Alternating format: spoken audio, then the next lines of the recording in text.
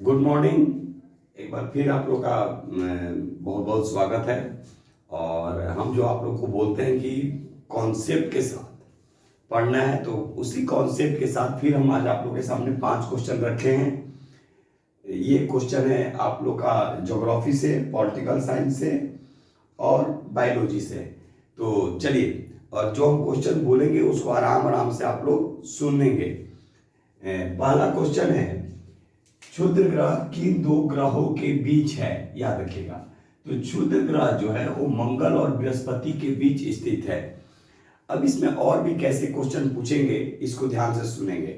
ये तो क्वेश्चन हो गया कि क्षुद्र ग्रह किन 2 ग्रहों के बीच स्थित है, तो ये मंगल और बृहस्पति ग्रहों के बीच स्थित है।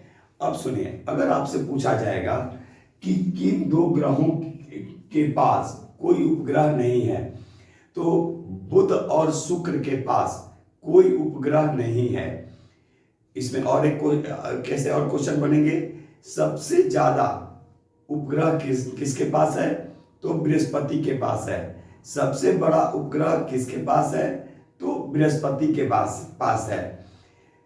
इसमें एक और क्वेश्चन बनेगा कि सूर्य से नजदीक, यानी सूर्य से नजदीक अगर आपको देखना होगा कि सूर्य से नजदीक सबसे पहले ग्रह कौन है, उसके बाद कौन, उसके बाद कौन, तो एक तरीका है, याद रखिएगा।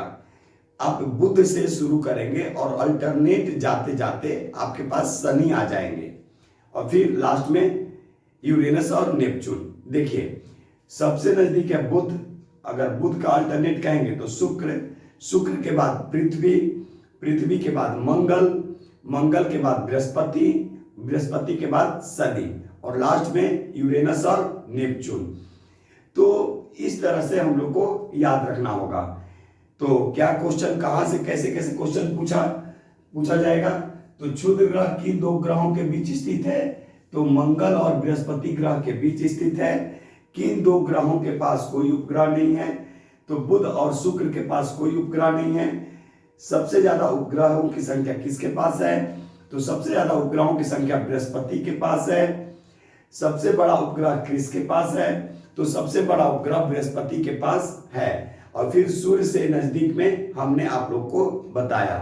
तो इस तरह से एक क्वेश्चन से आप कई क्वेश्चन बना सकते हैं और पूरे अच्छे से, ठीक है, अच्छे तरीकों से।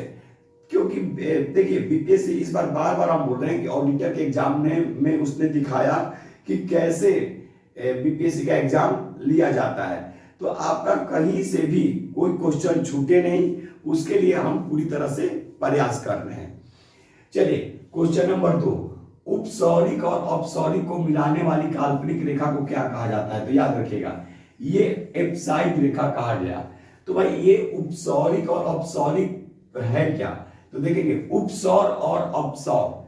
तो उपसौर होता है क्या कि जब पृथ्वी और सूर्य के बीच दूरी कम हो जाती है तो उसको उपसौर बोलते हैं, और यही दूरी जब बढ़ जाती है तो इसको अपसौरी बोलते हैं। तो उपसौर की घटना कब होती है और अपसौर की घटना कब होती है, आप लोग मुझे कमेंट्स में बताएंगे कि किस तिथि को उपसौर की घटना होगी और किस तिथि को अपसौर की घटना होती है। तो चलिए फिर से एक बार देख रहे हैं, उपसौरिक और अपसौरिक को मिलाने वाली काल्पनिक रेखा को कहते हैं, तो ये कहा गया एप्साइड रेखा। चलिए, क्वेश्चन नंबर 3, और इसको आराम से आप लोग सुनेंगे, इसमें बहुत सारे क्वेश्चन बनेंगे। मौलिक कर्तव्य का उल्लेख किस भाग में है? तो याद रखिएगा, मौलिक कर्तव्य का उल्लेख भाग 4 में है। सुनेंगे अब मेरी बात को आराम से, ध्यान से, एकदम आराम से। देखिए, हम पढ़ाते समय चाहे ऑनलाइन हो, चाहे यूट्यूब हो, चाहे लाइव क्लास हो गूगल मीट पे, हम बिल्कुल हड़बड़ाते नहीं है, ठीक है।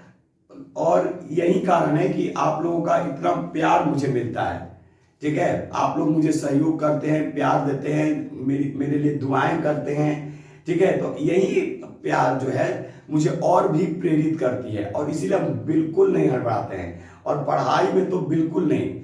और याद रखिएगा कि पढ़ाई में कभी भी शॉर्टकट नहीं होना चाहिए, ठीक है। तो मौलिक कर्तव्य का उल्लेख किस भाग में है? तो ये भाग 4 के क में है। अब सुनेंगे ध्यान से मेरी बात को। 1976 के पहले मौलिक कर्तव्यों का भारतीय संविधान में उल्लेख नहीं था, ठीक है। लेकिन 1976 ईस्वी में सरदार स्वर्ण सिंह समिति की अनुशंसा पर 42वें संविधान संशोधन के तहत भारतीय संविधान में भाग 4 के क और अनुच्छेद 51 के क में मौलिक कर्तव्यों का वर्णन किया गया और इसे यूएसएसआर के संविधान से लिया गया है। अब यहां पे क्वेश्चन बनता है, ध्यान दीजिएगा कि जब 1976 में मौलिक कर्तव्यों को भारतीय संविधान में जोड़ा गया तो उस समय मौलिक कर्तव्य कितने थे? तो उस समय मौलिक कर्तव्यों की संख्या 10 थी। लेकिन अगर वर्तमान समय में बात किया जाए तो मौलिक कर्तव्यों की संख्या 11 है, क्योंकि 86वां संविधान संशोधन हुआ और उसमें 6 से 14 साल तक के बच्चों के लिए शिक्षा की बात की गई। तो 11वां मौलिक कर्तव्य यानी माता पिता या संरक्षक यानी जो उनके गार्जियन होंगे उनका ये कर्तव्य होता है कि वो 6 से 14 साल तक के बच्चों को शिक्षा प्रोवाइड कराएं, ठीक है। तो अब इसमें कैसे कैसे क्वेश्चन पूछेगा, फिर एक बार मेरी बात को सुनिएगा। क्वेश्चन पूछा है यहाँ पे कि मौलिक कर्तव्य का उल्लेख किस भाग में है? तो भाग 4 के क। फिर से एक बार सुनेंगे ध्यान से। 1976 ईस्वी में सरदार स्वर्ण सिंह समिति की अनुशंसा पर 42वें संविधान संशोधन के तहत भारतीय संविधान में संविधान के भाग 4 के क और अनुच्छेद 51 के क में मौलिक कर्तव्यों का वर्णन किया गया। इसे यूएसएसआर के संविधान से लिया गया है। दूसरा चीज, 1976 ईस्वी में जब इसे लाया गया, जोड़ा गया, तो उस समय मौलिक कर्तव्यों की संख्या 10 थी, लेकिन वर्तमान समय में 11 है। तो इतने क्वेश्चन इस पे बनते हैं, याद रखिएगा। और इन सभी चीजों को आराम से सुनिएगा और देखिए कैसे कैसे हमने बोला है कि कैसे कैसे क्वेश्चन इस पे आते हैं। चलिए नेक्स्ट, राष्ट्रपति बनने की न्यूनतम उम्र क्या होनी चाहिए? तो सुनेंगे, राष्ट्रपति बनने की न्यूनतम उम्र 35 वर्ष होनी चाहिए। आज हम आप लोग को पूरा क्लियर कर दे रहे हैं कि किस पोस्ट के लिए कितने उम्र की जरूरत होती है। तो सुनेंगे, राष्ट्रपति, उपराष्ट्रपति और राज्यपाल के लिए 35 वर्ष का होना जरूरी है। किसके किसके लिए? तो राष्ट्रपति, उपराष्ट्रपति और राज्यों के राज्यपाल यानी राज्यपाल के लिए 35 वर्ष होना चाहिए। उसी तरह राज्यसभा और विधान परिषद के सदस्य बनने के लिए 30 वर्ष होना चाहिए। ठीक उसी प्रकार लोकसभा और विधानसभा सदस्य बनने के लिए 25 वर्ष होना चाहिए। पंचायत और नगर निगम के लिए 21 वर्ष होना चाहिए। और वोट देने के लिए, यहां भी हम एक चीज नोट करवा दे रहे हैं, वोट देने के लिए 18 वर्ष होना जरूरी है। तो सुनेंगे मेरी बात को ध्यान से। क्वेश्चन था कि राष्ट्रपति बनने के लिए न्यूनतम उम्र क्या होनी चाहिए? तो ये न्यूनतम उम्र जो है, याद रखिएगा, न्यूनतम उम्र 35 वर्ष होनी चाहिए। अब यहां पे जितने भी लोगों की उम्र सीमा निर्धारित की गई, हमने आपके सामने रखा। तो राष्ट्रपति, उपराष्ट्रपति और राज्यों के राज्यपाल के लिए 35 वर्ष, राज्यसभा और विधान परिषद के सदस्यों के लिए 30 वर्ष, लोकसभा और विधानसभा सदस्यों के लिए 25 वर्ष, पंचायत और नगर निगम के सदस्य बनने के लिए 21 वर्ष। अब इनको अब वोट देने की बात आ गई, तो वोट देने के लिए 18 वर्ष, ठीक है। और सबको मालूम है कि पहले वोट देने का अधिकार 21 वर्ष था, लेकिन 61वें संविधान संशोधन 1989 के तहत इसको 18 वर्ष कर दिया गया। तो एकदम ये याद रखेंगे, एक जगह हम इसीलिए आप लोग को बताए। चलिए नेक्स्ट क्वेश्चन है, मरासमस रोग किसकी कमी से होता है? तो सुनेंगे ध्यान से। ये प्रोटीन की कमी से 2 रोग होते हैं। एक होता है मरास्मस और दूसरा होता है क्वासियोरकर। प्रोटीन के बारे में थोड़ा सा हम आप लोग को बात कर रहे हैं, सुनेंगे। इसके यानी शब्द का पहली बार जो प्रयोग किया गया प्रोटीन का, वो जे बर्जीलियस के द्वारा किया गया था। और प्रोटीन जो बनता है हमारे जो शरीर में, तो ये 20 कार्बोनिक अम्ल यानी 20 कार्बोनिक अम्ल से मिलकर बनता है, जिसमें 10 हमें भोजन से और 10 हमें शरीर से खुद ये बनने में मदद करता है।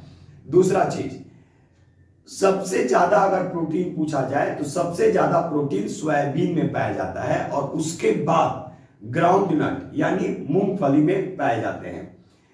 यहां पे एक क्वेश्चन पूछा जा सकता है कि प्रोटीन की कमी से बच्चों में कौन से रोग होते हैं। तो याद रखिएगा, प्रोटीन की कमी से बच्चों में मरास्मस और क्वासियोरकर, मरास्मस और क्वासियोरकर जो रोग होते हैं वो प्रोटीन की कमी से ही होते हैं। तो कैसे कैसे क्वेश्चन पूछ सकता है प्रोटीन में, फिर हम एक बार आपके सामने रिपीट कर रहे हैं। देखिए, मेरा पढ़ाने का तरीका बिल्कुल अलग है, हम रिपीट कराते हैं।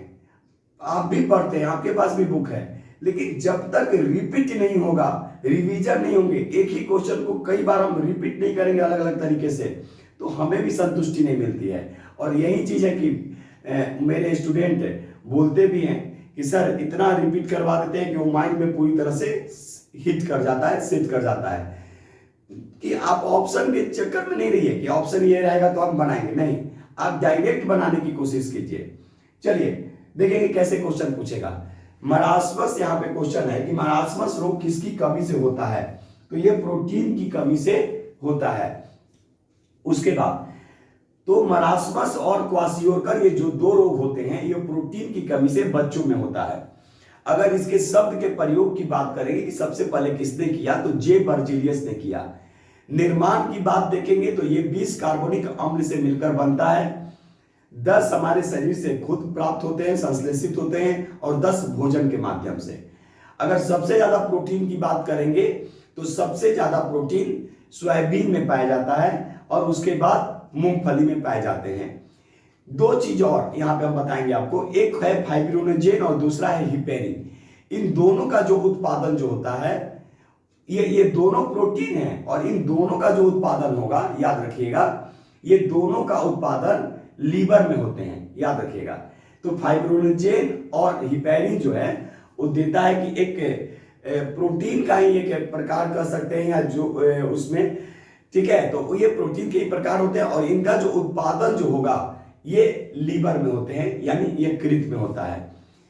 तो चलिए हम आप लोगों के सामने एक रखने के लिए, डाटा रखने के लिए, ताकि कम से कम एक टॉपिक वाइज आप लोग का क्लियर होते जाए, और थोड़ा सा कहीं भी मिस हम कर जाए तो भाई ऐसा नहीं, क्योंकि हम भी एज ए इंसान हैं, आप ही लोग के जैसे। कोशिश होती है कि ज्यादा से ज्यादा यानी सटीक आप लोग को जानकारी दी जाए, यानी मिस नहीं किया जाए। लेकिन कभी स्लिप कर गया तो उसके लिए हम आप लोग से अभी से ही सॉरी बोल रहे हैं, और उस पर आप लोग कमेंट्स करेंगे ताकि हम आगे और भी उस पर वर्क करके आप लोग के सामने रखें। लेकिन मेरी अभी तक यही कोशिश रहती है कि आप लोग को जो भी जानकारी दी जाए, सही जानकारी दी जाए, ताकि आपके माइंड में पूरी तरह से हिट कर जाए। और एक बार फिर हम आप लोग के सामने ये कहना चाह रहे हैं कि ऑब्जेक्टिव पढ़ने से अच्छा है, ऑब्जेक्टिव हम लोग भी पढ़ेंगे, लेकिन कॉन्सेप्ट के साथ हम लोग ऑब्जेक्टिव पढ़ेंगे। जैसे हमने अभी इस चीज को बताया, तो कॉन्सेप्ट के साथ हम लोग ऑब्जेक्टिव पढ़ेंगे। तो आशुतोष सर को आज अनुमति दीजिए, और फिर हम एक नए वीडियो के साथ बहुत जल्द आप लोग के सामने मिलेंगे। तब तक आप लोग आप अपने YouTube चैनल को देखते रहिए, और हम तो अब बोलना ही छोड़ दिए हैं कि सब्सक्राइब, और ये इसलिए क्योंकि अगर आपको अच्छा लगेगा खुद आप उसको आगे बढ़ाएंगे। तो स्पिरिट ऑफ सक्सेस क्लासेस जो आप लोग के सामने जो क्वेश्चन ला रहे हैं, जो लाया जा रहा है स्पिरिट ऑफ सक्सेस क्लासेस के द्वारा, वो क्वेश्चन काफी आपको बेनिफिट पहुंचाने जा रहा है। तो आप इसको देखिएगा और लिखिएगा जरूर। हम हर वीडियो में आपको बोलते हैं, जितना पढ़ेंगे उतना लिखेंगे, किसी में ताकत नहीं है कि आपकी रिजल्ट रोक दे, ठीक है, क्योंकि मां सरस्वती की कृपा बननी ही है। तो चलिए फिर हम एक नए वीडियो के साथ बहुत जल्द आप लोग के सामने मिलेंगे। तब तक के लिए आप लोग का बहुत बहुत धन्यवाद। जय हिंद, जय भारत।